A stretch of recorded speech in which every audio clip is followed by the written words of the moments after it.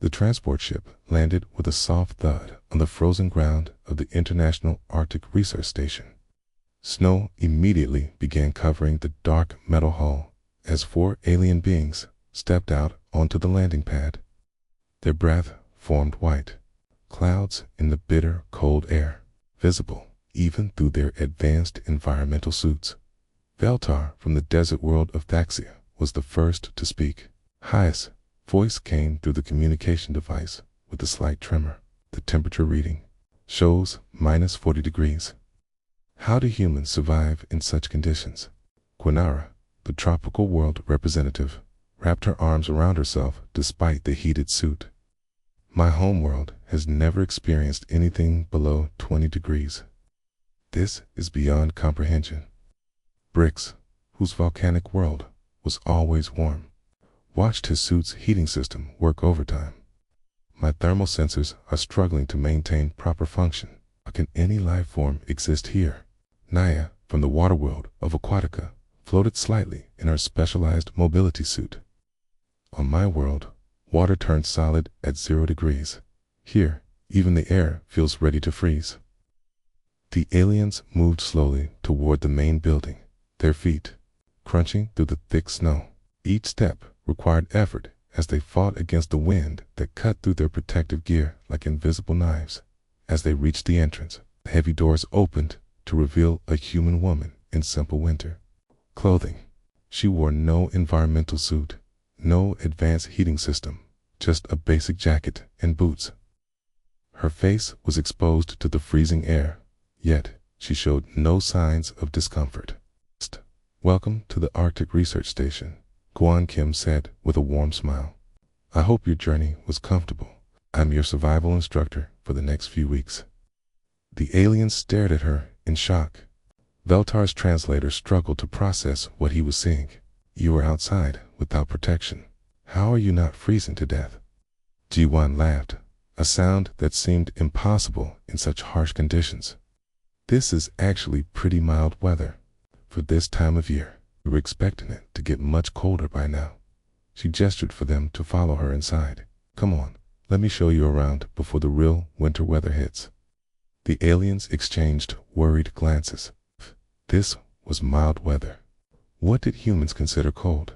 Beside the station, warmth surrounded them, but they could still hear the wind howling outside.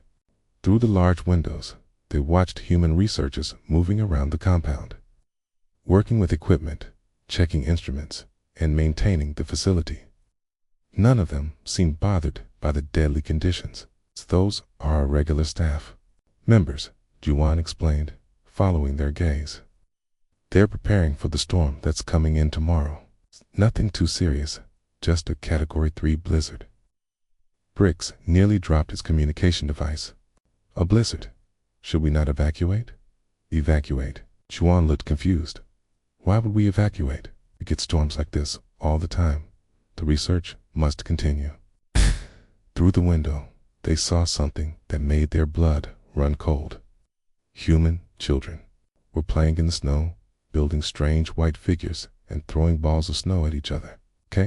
They were laughing and running around in the same conditions that required the aliens' most advanced life support systems.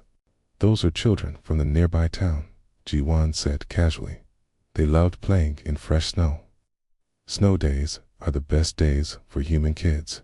Quinara pressed her face against the window, watching the scene in horror. Children, young humans, they are playing in temperatures that would kill most adult members of my species. "Kids are tougher than adults in many ways," Juwan replied. "They generate heat more efficiently and adapt faster to cold conditions. Plus, they find it fun." Terrace. Suit sensors were beeping with warnings about the external temperature. Fun? They consider this fun? Absolutely. Winter sports are some of humanity's favorite activities. Skiing, snowboarding, ice hockey, sledding. We have entire industries built around enjoying cold weather. The aliens sat down heavily on the provided chairs, trying to process this information. Their species had developed technology specifically to avoid such conditions, yet humans actively sought them out for entertainment. Minho Park. The station's climatologist entered the room carrying a steaming cup of coffee. He wore only a light sweater and regular pants, having just come in from outside. "Sorry, I'm late. Had to check the weather monitoring equipment. Looks like we're in for a good storm tomorrow." "Good storm?" Naya asked weakly. "Strong winds, heavy snow, maybe some ice. Perfect conditions for testing our new cold weather gear." Minho sat down and took a sip of his hot drink. "You picked a great time to visit. You'll get to see how humans handle real winter weather." The aliens' environmental suits were working at maximum capacity just to keep them comfortable in the heated building, yet this human had been outside in the deadly cold and seemed refreshed by the experience. "How long have humans lived in these conditions?" Veltar asked. "Oh, tens of thousands of years," G1 answered. "Our ancestors survived multiple ice ages. There were periods when most of the planet was covered in ice and snow for thousands of years at a time. Ice ages." Quinara's voice was barely a whisper. "Times when the global temperature dropped and ice sheets covered most continents. Humans not only survived, but thrived during these periods. We developed better tools, learned to make fire, created warm clothing, and built shelters. Some of our greatest innovations came from needing to survive in extreme cold." Brix looked at his suit's readouts again. "My equipment is rated for the most extreme conditions on a dozen worlds. Yet you humans walk around in this cold wearing simple fabric coverings.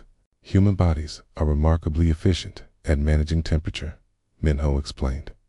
"We have multiple systems for generating and conserving heat, brown fat deposits, efficient circulation, metabolic flexibility.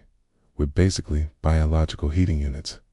Through the windows, the aliens could see the sun setting, and the temperature was dropping even further. Yet the human activity outside continued unchanged. People walked between buildings, vehicles moved through the snow, and life went on as if the killing cold was nothing more than a minor inconvenience. "Tomorrow's storm should be interesting," Jawan said, checking her watch.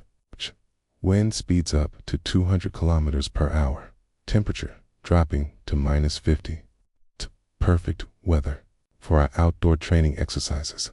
The aliens sat in stunned silence, finally beginning to understand why Earth was classified as a Class 12 death world in the galactic database. They had thought the classification was about dangerous animals or toxic environments. Now they realized it was about the planet's ability to create conditions that would be instantly lethal to most galactic species, while the native inhabitants called it perfect weather for training. As night fell and the temperature continued to drop, the aliens watched human families through lit windows, going about their evening routines as if they were not living in conditions that would require emergency evacuation protocols for any other known species in the galaxy. The first warning came at dawn. The wind began howling like a living creature, rattling the windows of the research station. Veltar woke up in his heated sleeping pod, immediately checking his environmental suit readings.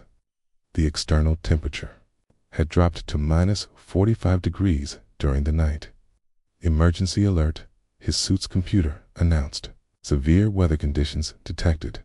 Recommend immediate shelter protocols." Through his room's window, he could see nothing but white. Snow was falling so heavily that the world beyond looked like a solid wall of moving ice crystals. The wind was bending the station's metal support beams, creating sounds that reminded him of his home world's worst sandstorms in the common area. The other aliens gathered around the large viewing window. Their environmental suits were all flashing, warning lights and beeping with various alerts. Quinara's tropical world suit was working so hard to maintain temperature that she could hear the cooling fans running constantly. "This is impossible," Brix muttered, watching his thermal sensors struggle to get accurate readings. "The wind speed is over 150 kilometers per hour. My suit can barely compensate for the temperature drop." Kea floated nervously. In her mobility suit, the water in her breathing apparatus forming tiny ice crystals despite the heating elements. On my world, storms like this would trigger planet-wide evacuation procedures. How are we supposed to survive this? The station's lights flickered as another powerful gust hit the building. Through the communications system, they could hear weather reports from human meteorologists discussing the storm with casual interest. HFY 5, blizzard, making landfall now. The radio crackled. Wind speeds reaching 200 kilometers per hour. Temperature dropping to -50 degrees. Expected duration, 72 hours. All non-essential personnel should remain indoors. Filter's translator struggled with the phrase, non-essential personnel. Does that mean some humans will still go outside in this? As if answering his question, they heard the station's main door opening. Heavy footsteps echoed through the hallway, followed by the sound of someone stomping snow off their boots. Park appeared in the doorway, carrying a large case of equipment. His winter jacket was covered in snow, and ice crystals clung to his eyebrows, but he was smiling. Got the last of the weather monitoring equipment secured before the worst of it hits. The aliens stared at him in shock. He had been outside in conditions that their suits warned could cause instant death to most galactic species. You went outside? Quinara asked, her voice barely audible through her suit's communication system. Had to make sure all our instruments were protected, Minho replied, setting down his equipment case. This storm is going to be a great opportunity to collect data on extreme weather patterns. We might even set some new records. Dessa's suit was beeping frantically. Records. You mean this storm is unusual even for humans? Oh no, we get storms like this every winter. I meant records for scientific measurements. The more extreme the weather, the better data we can gather. Through the window, they could see the storm's full fury. Snow was falling so hard that it looked like a solid white curtain. The wind was creating drifts that reached halfway up the station's walls. Trees in the distance were bending almost to the ground. How long will this last? Veltar asked. Weather Service says about 3 days. Minho answered, pouring himself a cup of hot coffee. Pretty typical for this time of year.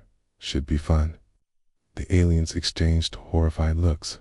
3 days of conditions that would kill them in minutes without their life support systems. And this human was calling it fun.G1 entered the room, also carrying equipment. She had been outside as well, her face red from the cold, but showing no signs of distress. All the emergency generators are running properly. Even if we lose main power, we'll have heat and lights for weeks. Emergency generators, Naya asked weakly. Standard procedure for winter storms. We always have backup systems ready. Can't be too careful when the temperature drops this low. Alien suits were struggling more with each passing hour. Warning lights flashed constantly, and the heating systems were consuming power at alarming rates. Yet the humans moved around the station as if nothing unusual was happening. I need to check on the children, Juan said, looking at her watch. School is still in session, and they'll need to make sure everyone gets home safely before the storm gets worse. School. Okay. Viltar's translator seemed to malfunction for a moment. Children are in school during this storm. Okay. Underground tunnels connect all the buildings in town. Okay. The kids are perfectly safe. They're probably excited about the storm. Snow days are the best days for learning about weather science. Through the communication system, they could hear human voices discussing the storm with enthusiasm rather than fear. Weather reporters were giving updates with the same tone they might use for sports scores. Emergency services were prepared, but not panicked. Temperature has now reached -50 degrees, the radio announced. Wind gusts up to 210 kilometers per hour. This is shaping up to be one of the more interesting storms of the season. Quinara's suit finally gave up trying to maintain optimal temperature. My heating system is failing.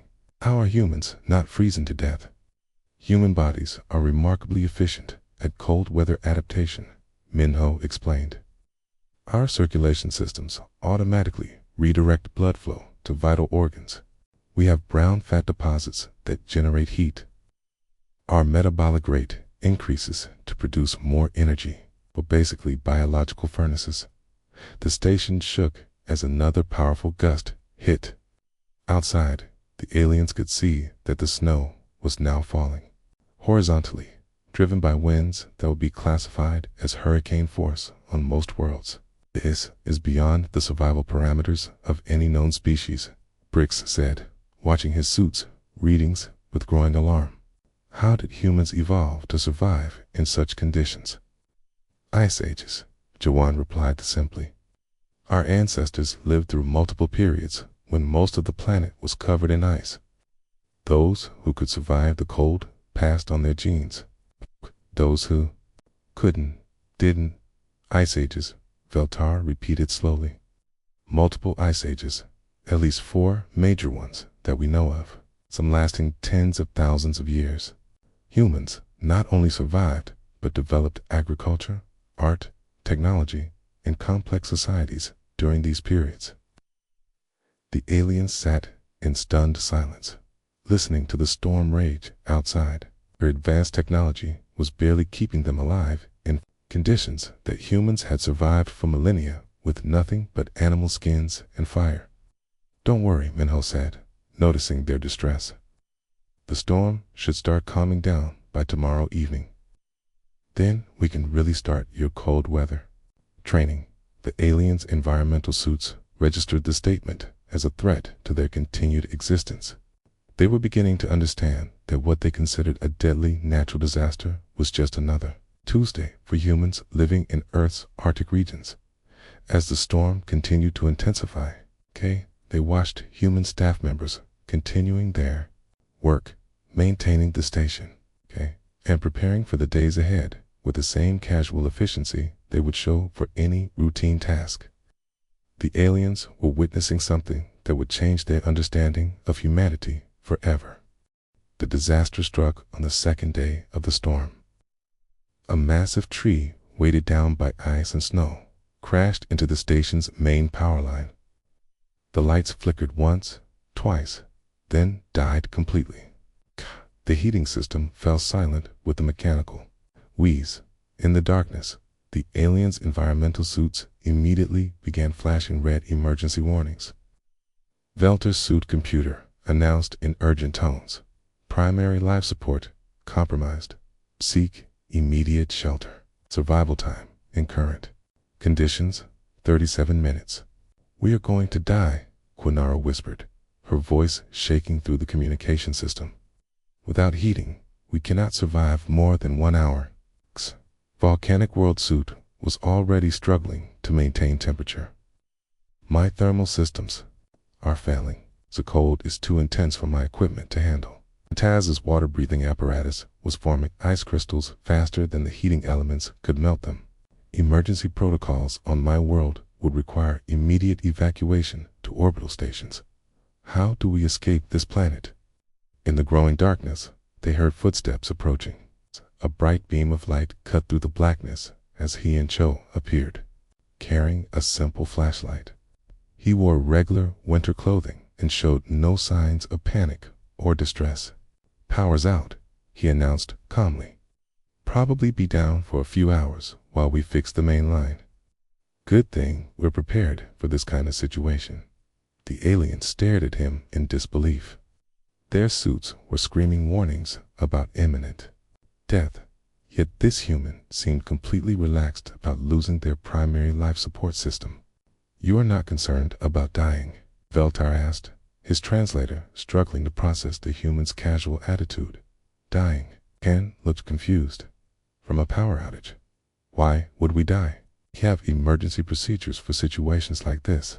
But the heating system, Brix protested. Without heat, all life forms will freeze to death in these temperatures. Oh, you don't need electric heating to survive cold weather, Hyun replied, setting down his flashlight. Humans have lived in Arctic conditions for thousands of years without electricity. Let me show you some basic survival techniques. The aliens watched in amazement as Hyun began moving around the room, gathering supplies, collected blankets, chairs, and various materials from storage closets. His movements were quick and efficient, as if he had done this many times before.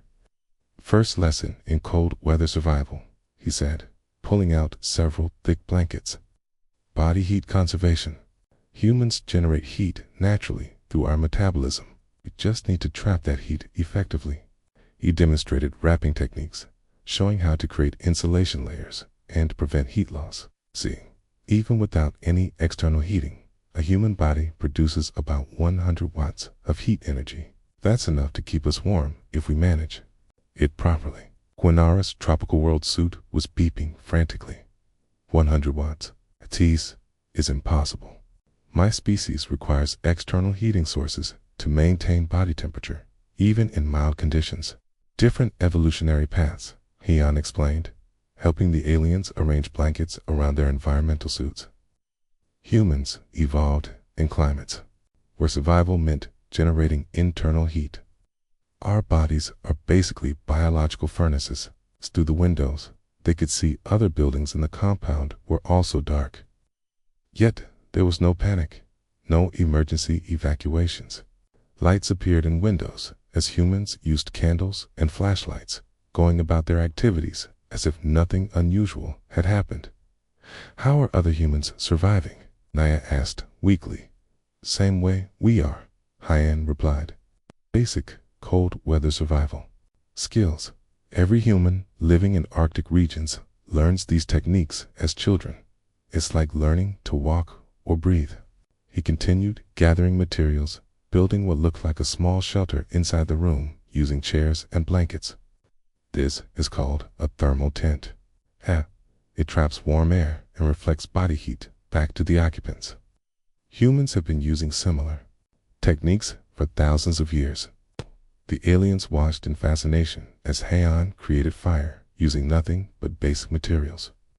He struck flint against steel, creating sparks that caught on prepared tinder. Within minutes, a small flame was burning in a metal container. "Fire," he said simply. "The oldest human technology. Our ancestors used fire to survive ice ages that lasted tens of thousands of years. This little flame can provide heat, light, and the ability to cook food." Velter's desert world suit was struggling to comprehend the readings. Create fire using only primitive tools, without advanced technology. "Every human child learns to make fire," Heian replied, feeding small pieces of wood to the flames. "It's a basic survival skill. We also learn to find food, build shelters, and create tools from natural materials." The warmth from the fire was already noticeable, even to the aliens in their environmental suits. But what amazed them more was how natural and easy Heian made it look. He wasn't using emergency protocols or desperate measures. This was routine knowledge for him. "On my world," Brick said slowly, "creating fire requires industrial equipment and carefully controlled conditions. You do this with rocks and metal, flint, and steel," Heian confirmed.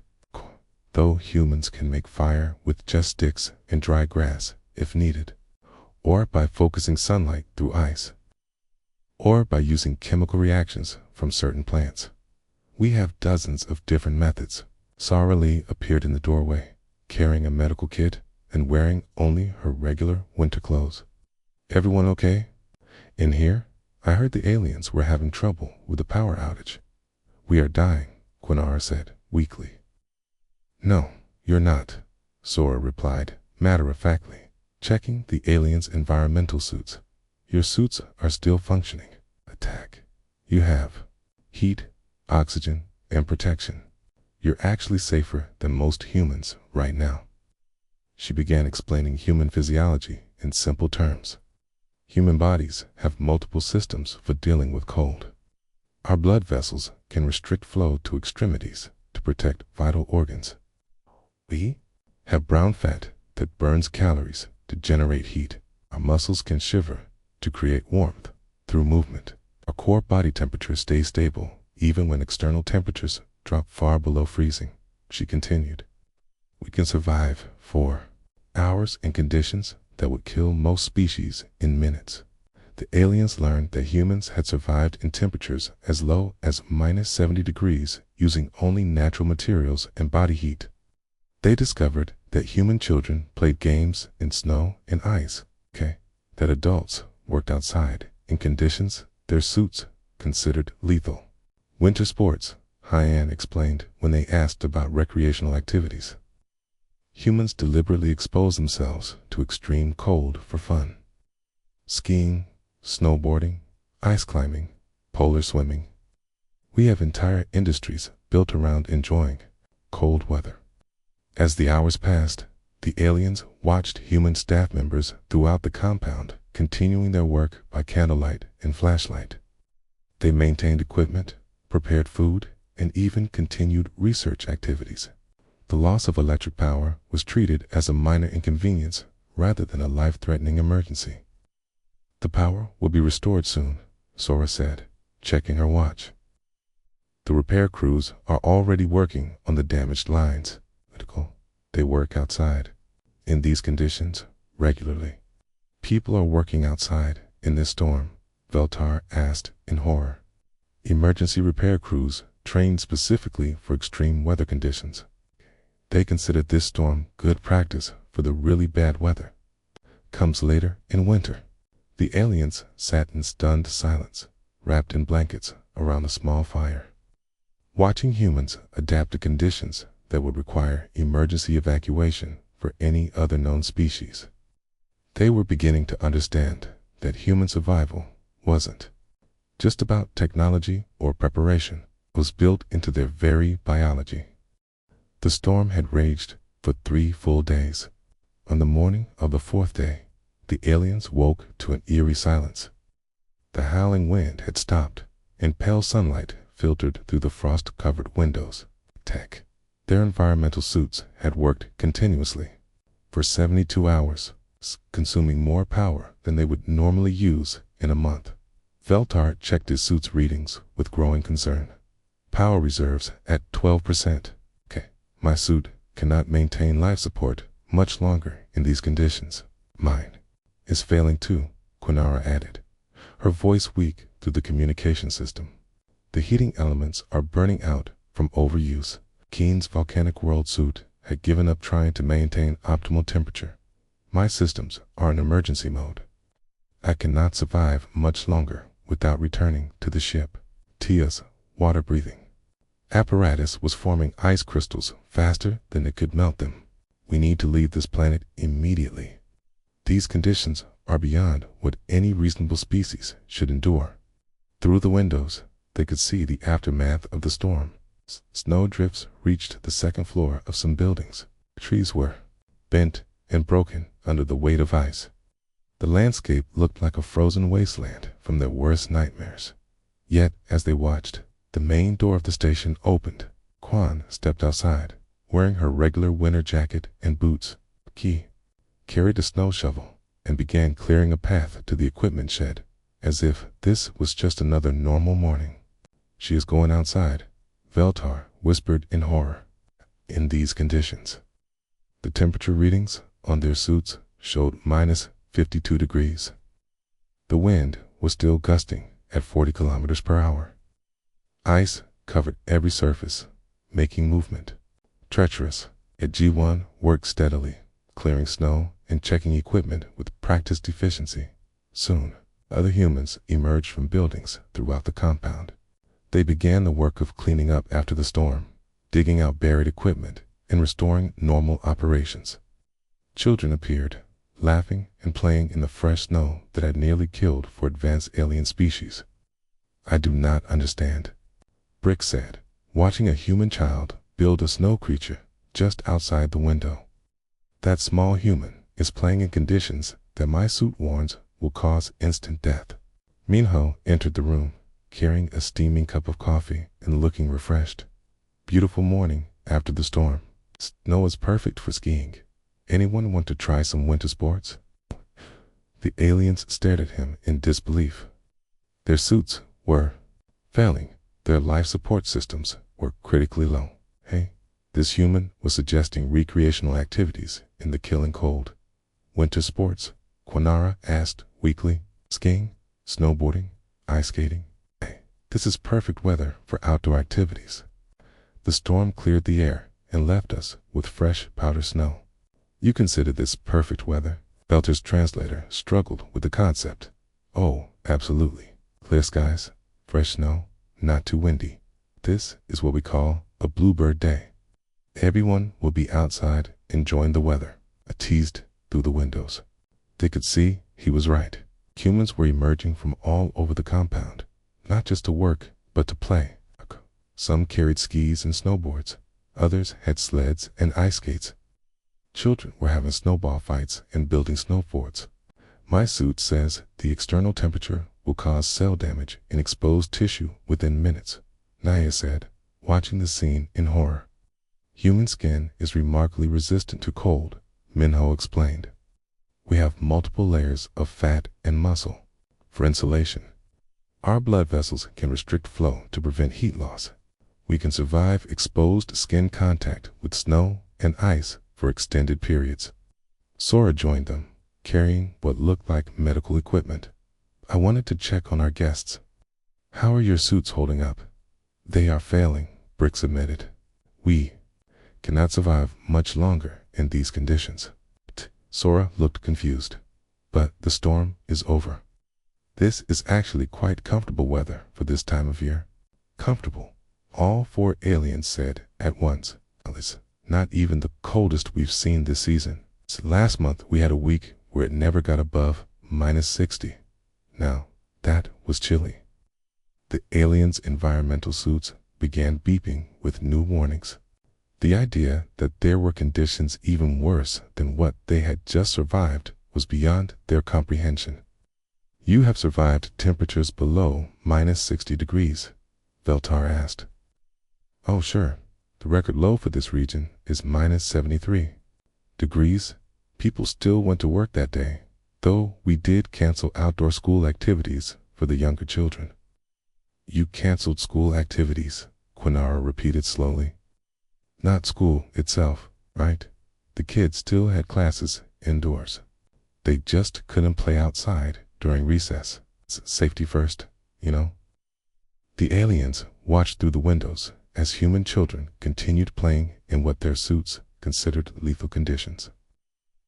They saw adults working, vehicles moving, and life continuing normally in temperatures that would require emergency evacuation for most galactic species. How is this possible? Brix asked. My species evolved on a volcanic world. We are adapted for extreme heat. Yet humans survive in conditions that would kill us instantly. Evolution, Sora explained. Humans evolved during ice ages. Our ancestors survived multiple periods when most of Earth was covered in ice. Only the humans who could survive extreme cold lived long enough to reproduce. Multiple ice ages, Naya asked. At least 4 major ones. The last one ended about 12,000 years ago. During these periods, humans developed better tools, learned to control fire, created warm clothing, built insulated shelters.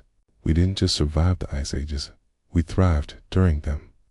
The aliens learned that humans had lived in Arctic conditions for over 40,000 years.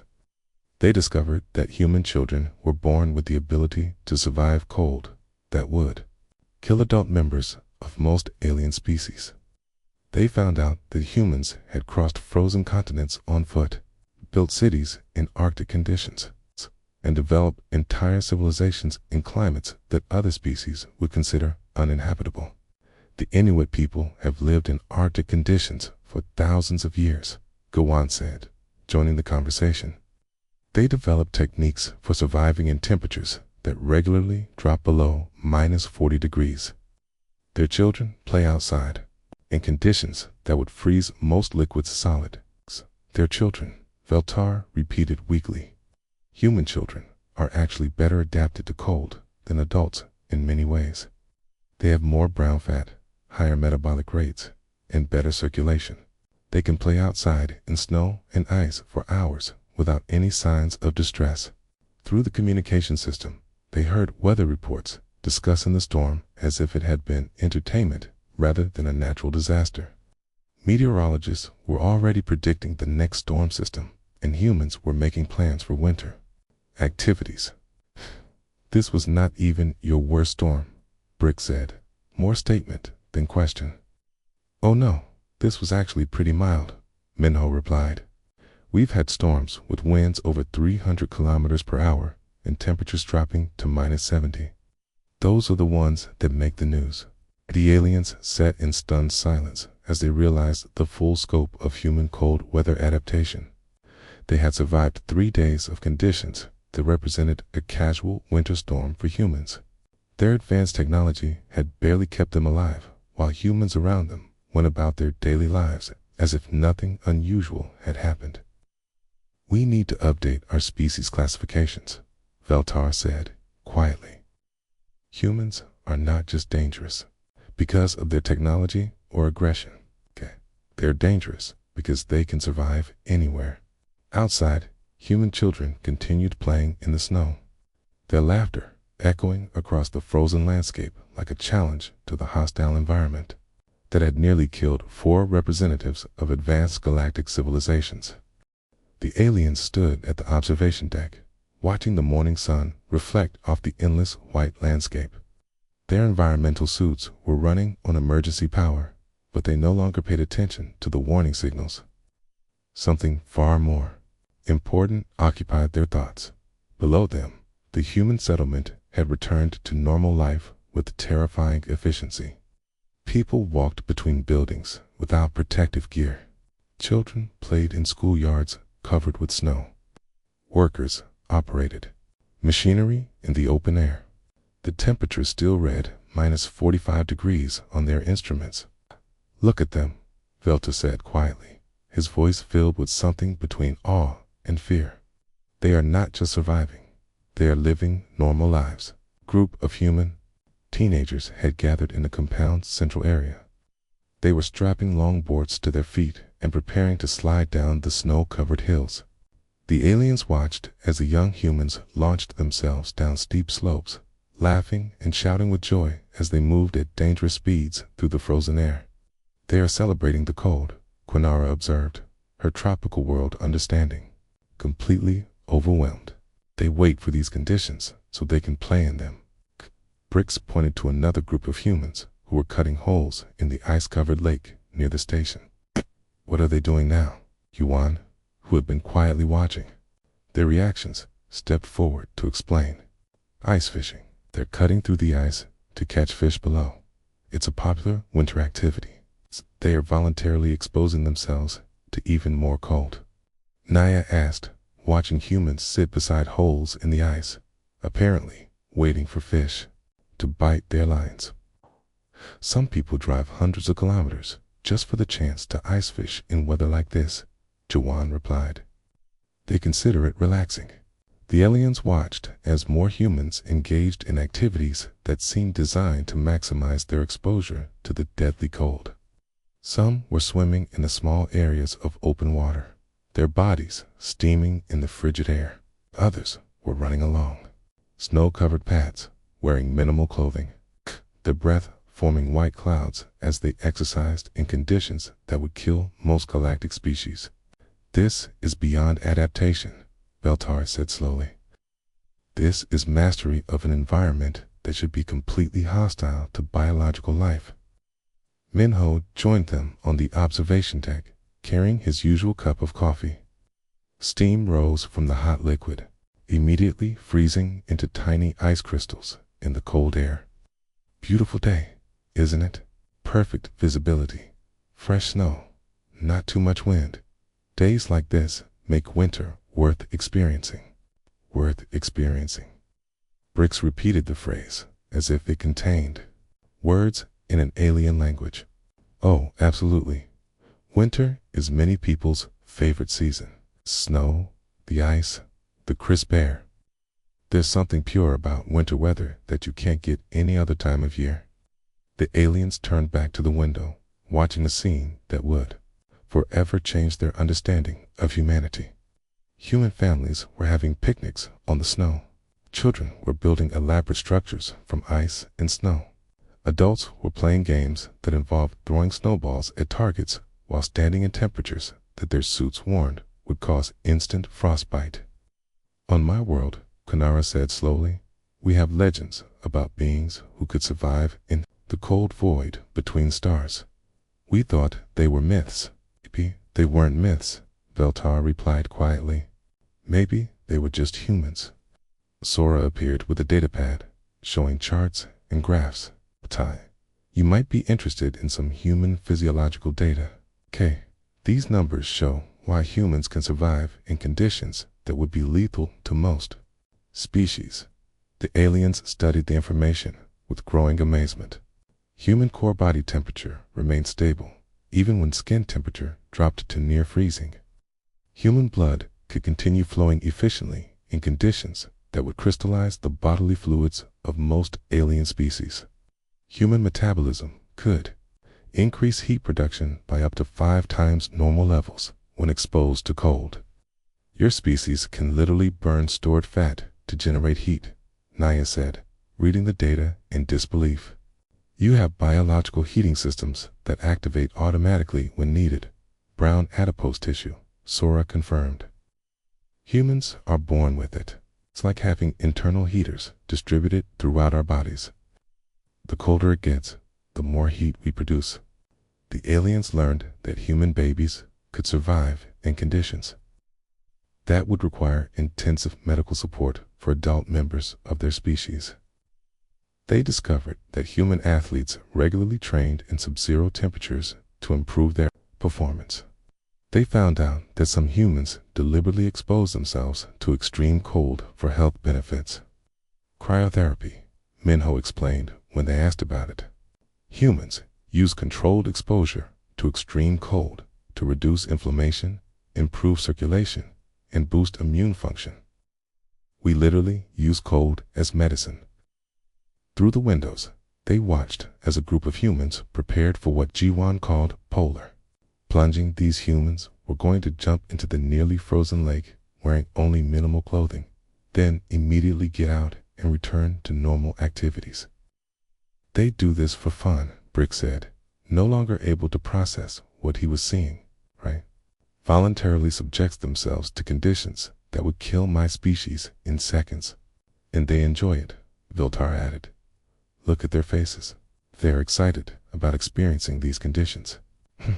The humans entering the water were laughing and shouting with enthusiasm. They stayed in the near-freezing water for several minutes, their bodies generating enough heat to prevent hypothermia through pure biological efficiency. When they emerged, their skin was red from the cold, but they showed no signs of distress or injury. I need to send a message to my homeworld, Quinara said, moving toward the communication equipment. They need to know what we have discovered. Here, what will you tell them? Naya asked. That humans are not just apex predators or advanced tool makers. They are apex survivors. Have evolved to thrive in conditions that would require terraforming equipment for most species to even visit temporarily. Veltar was already composing his own message. I am updating the galactic database classification for humans. They should be reclassified from dangerous Deathworlders to universal survivors. Any species capable of thriving in Earth's winter conditions could potentially survive anywhere in the galaxy. As they prepared their reports, G1 made an announcement that froze their bodily fluids with fear. I hope you've enjoyed experiencing our mild winter weather. The real cold season starts next week. We're expecting temperatures to drop to -60 degrees for most of the month. The aliens stared at her in absolute horror. What they had barely survived with their most advanced life support technology was considered mild weather. Other conditions that had pushed their environmental suits to the breaking point were just the beginning of what humans called winter. Next week, Brix asked weakly. Oh yes, we always get our coldest weather in late winter. Some years it stays below -54 months at a time. That's when winter sports really get interesting. Ice climbing, extreme skiing, long distance, sledding. The colder it gets, the more challenging and fun the activities become. Through their communication systems, the aliens sent priority messages to their respective homeworlds. They updated humanity's threat classification, not because humans were aggressive or violent, but because they represented something far more terrifying. They were proof that biological life could adapt to survive literally anywhere. As their transport ship prepared for departure, the aliens took one last look at the human settlement. Children were playing in snowdrifts taller than themselves. Adults were working outside in conditions that would be classified as uninhabitable by galactic standards. Families were planning weekend trips to even colder locations for recreational activities. Now I understand why humans are spreading across the galaxy faster than any other species, Naya said as their ship lifted off from the frozen surface. They don't need perfect conditions to thrive, Velter agreed, watching Earth shrink below them. They make any conditions work. And what scares me most, Quinara added quietly, is that they consider this planet comfortable. If humans think Earth is a nice place to live, what conditions would they consider truly challenging? As their ship entered orbit, the aliens filed their final report with the Galactic Council. Earth's classification was updated from Class 12 Deathworld to Class 15 Universal Survival Environment. Humans were reclassified as the most adaptable species in known space, capable of thriving in conditions that would require emergency evacuation for any other galactic civilization. The last entry in their report contained a simple warning that would echo through galactic databases for generations. Humans do not conquer their environment. They become one with it. Any species that can call Earth home can make any world habitable.